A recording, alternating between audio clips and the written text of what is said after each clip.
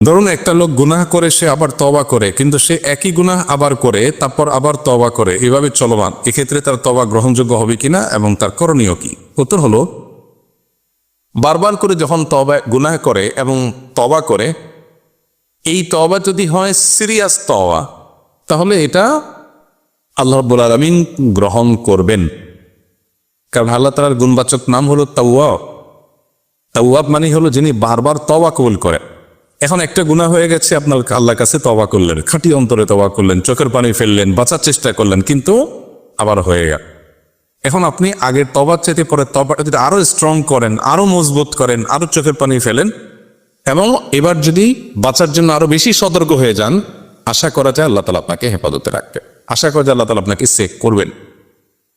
কিন্তু আপনি যদি গুনাহ করেন আর তওবা করেন, তওবার কোনো আগে তওবার চাইতে পরে তওবা কোনো স্ট্রং না, শুধু আস্তাগফিরুল্লাহ ওয়া আতুবু ইলাইহি আবার গুনাহে লিপ্ত হন, তাহলে এই তওবা কবুল হওয়ার সম্ভাবনা ক্ষীণ।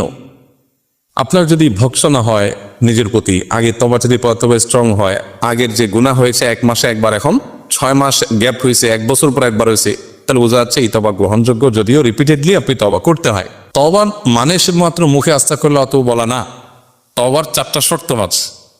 এর মধ্যে একটা শর্ত হলো, যে গুনাহ থেকে তওবা করেছেন ওই গুনাহ থেকে বেঁচে আসার জন্য আপনাকে গুনাহ থেকে সরতে হবে। আপনি গুনাহের পরিবেশে থাকেন, হারাম রিলেশন আছে ফর এক্সাম্পল, তো আপনি হারাম রিলেশন করলেন, তওবা করলেন, আবার হারাম রিলেশন করলেন, তওবা করলেন, এটা তওবা না, এটা তওবার নামে তামাশা।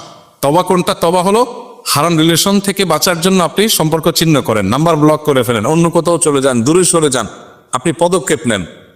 এরপর আল্লাহ না করুক হয়ে গেলে তখন আবার তওবা করলেন, আরো স্ট্রং তওবা, আগের চাইতে আরো বেশি কঠোর পদক্ষেপ নেই, গ্রহণযোগ্য তওবা। এবং ইনশাআল্লাহ এরকম তওবা হলে সেই তওবা বারবার হলেও আল্লাহ তাআলা গ্রহণ করবেন।